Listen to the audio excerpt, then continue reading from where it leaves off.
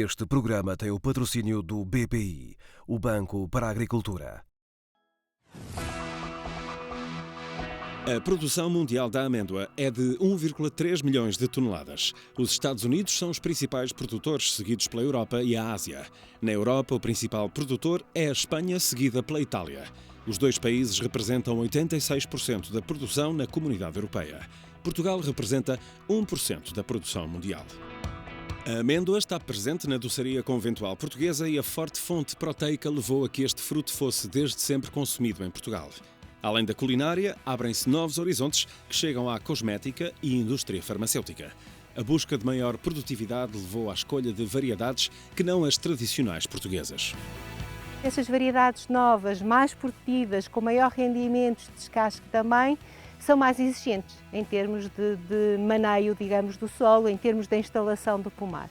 E, portanto, aí muitas vezes nós deparamos com pessoas que estavam habituadas a fazer o tal amendoal tradicional, em que praticamente o amendoal era colhido só, portanto, só se dirigiam ao amendoal para colher a amêndoa, e agora não. Portanto, estas variedades mais produtivas são mais exigentes em água, em fertilização, em condução das árvores, e é, portanto, necessário estar atento a tudo isso.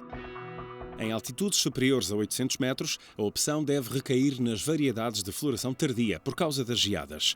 Mas também importa selecionar as mais indicadas para o consumo em fresco ou para a indústria.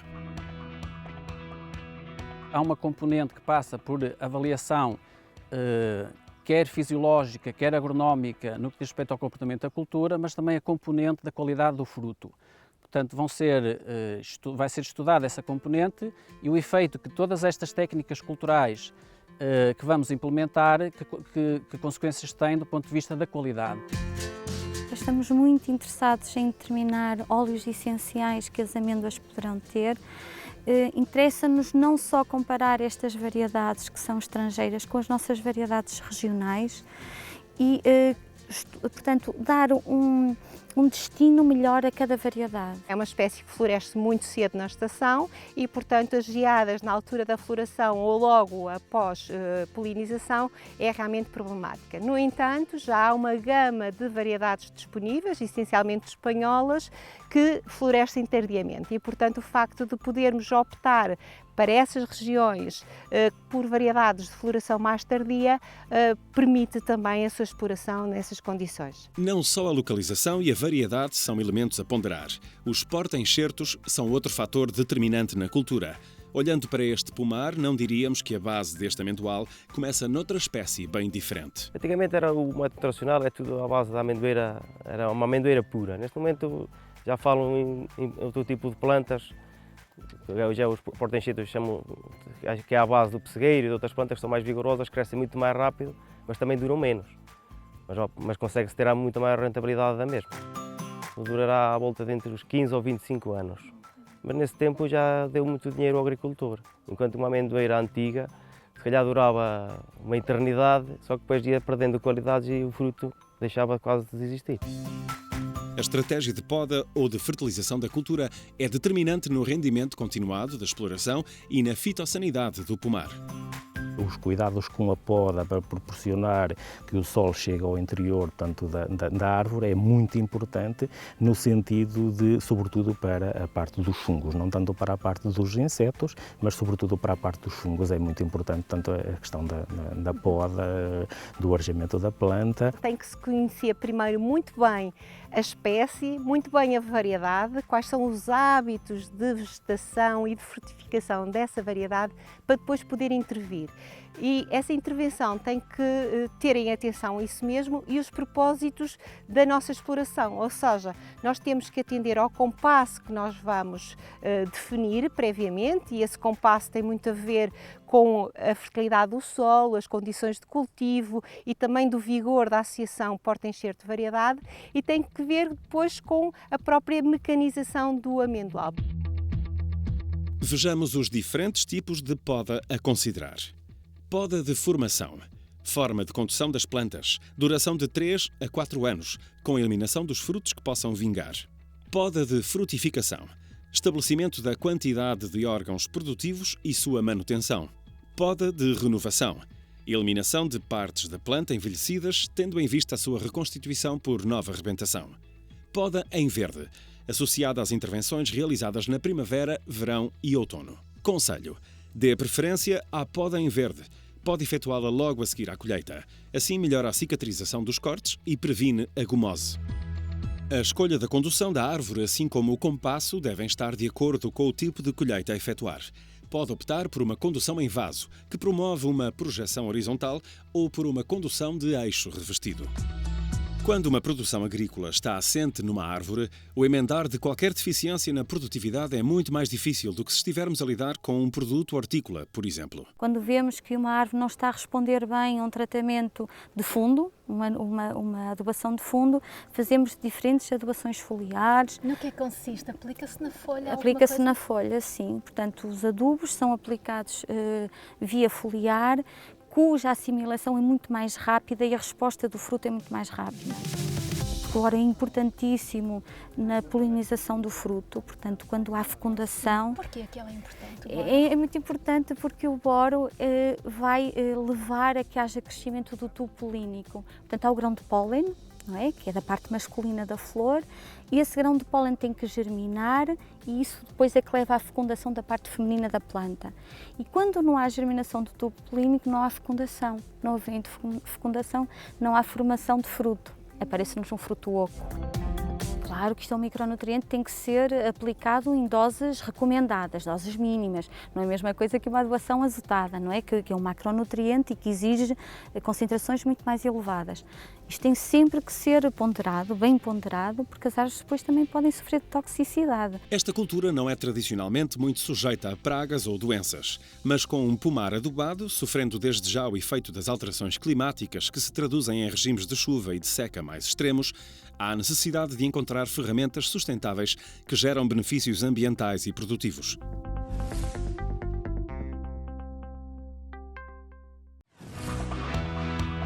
A amêndoa é, no fundo, uma semente constituída por um invólucro ou cascarão, um tegumento, a casca rija, e no interior está o embrião, que formará uma nova planta, e o albúmen, a parte nutritiva e saborosa deste fruto rico em oligoelementos.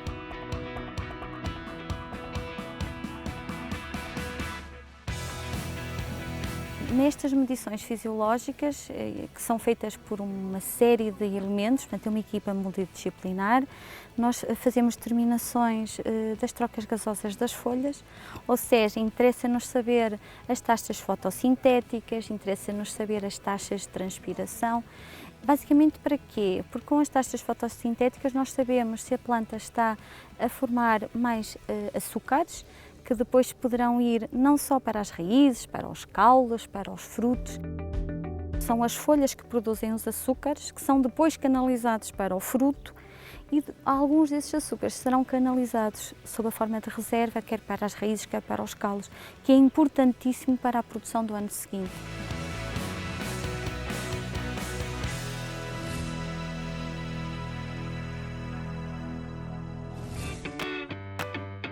O consumo médio de um amendoal em sistema de regadio é de 4.000 metros cúbicos por hectare.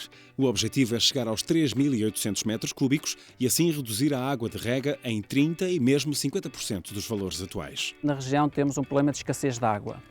O objetivo será, enfim, considerando essa escassez de água, que tenderá a agravar-se no contexto das alterações climáticas, encontramos aqui aquilo que serão as melhores estratégias para implementar um regadio sustentável, que preserve esse recurso e que aumente a eficiência do uso da água. Uma boa gestão de solo passa por cobertos vegetais naturais ou semeados. Projeta-se que o resultado desta prática nas entrelinhas levará ao incremento de 1% de matéria orgânica e reduzir o número de mobilizações anuais do terreno das atuais 2 para 0. Solos que são muitas vezes expostos a fenómenos de erosão e, portanto, há todo o interesse e toda a conveniência de proteger estes solos contra a erosão. Como é que se protege?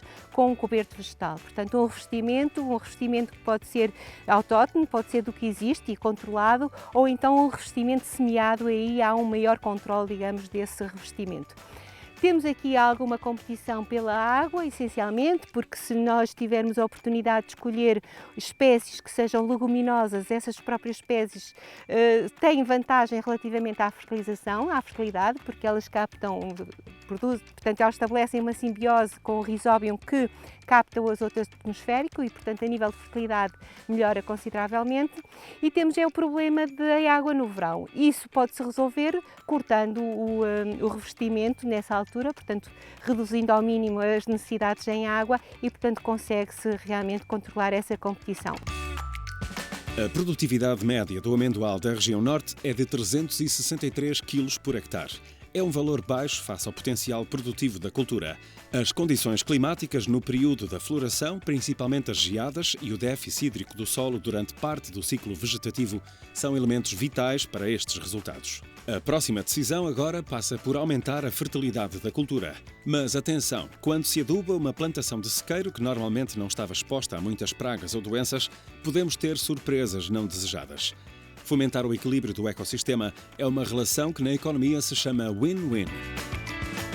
A existência de vegetação, a existência de ilhas de vegetação, de bordaduras é muito importante, até porque a maioria de algumas destas plantas da vegetação natural, ou semeada eventualmente, são plantas que fornecem néctares e pólenes para os insetos. Os insetos na fase adulta também precisam de se alimentar.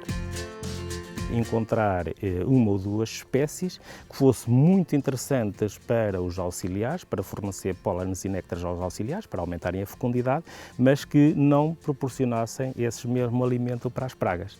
Quer fosse pela questão da forma da flor, quer por outra questão qualquer. Não é fácil conseguir isso. Ordenando em 4 grupos, estas serão algumas das variedades a estudar nesta região. Ferranhês e Lorraine suportam cultura de sequeiro e dão bom rendimento. Vairo, Constante e Marinada, cultura de regadio. Soleta e Belona, bom rendimento e adaptadas ao regadio. Penta e Mardia, floração tardia, em abril. E ficam alguns conselhos a futuros agricultores. É essencial, primeiro, conhecer o solo que tem. E muitas vezes o agricultor faz apenas umas análises químicas. São importantes, mas não são as únicas a fazer. É preciso saber o tipo de solo que temos, a nível de estrutura, a parte física, como é que é em termos de altura do solo arável, como é que está a rocha-mãe, se existem impermes ou não. Portanto, é essencial um estudo desses. Portanto, conhecer o seu local, o seu terreno onde vai colocar o amendoal. E depois a condução da planta é essencial, ou seja, como é que vai intervir nas primeiras idades, o que é que vai cortar, como é que vai conduzir a planta. Depois, para além do estudo do solo, escolher a variedade certa e com a ajuda de técnicos informar-se daquilo que estão a plantar, não comprar produtos sem ser certificados e a partir daí, depois, a amendoeira ao 5º ano tem logo uma boa produção. Este é um caminho de sucesso. Fale-nos do seu caso e, com bons índices de produtividade e proteção dos recursos naturais, acabará por pertencer a este lote de selecionados.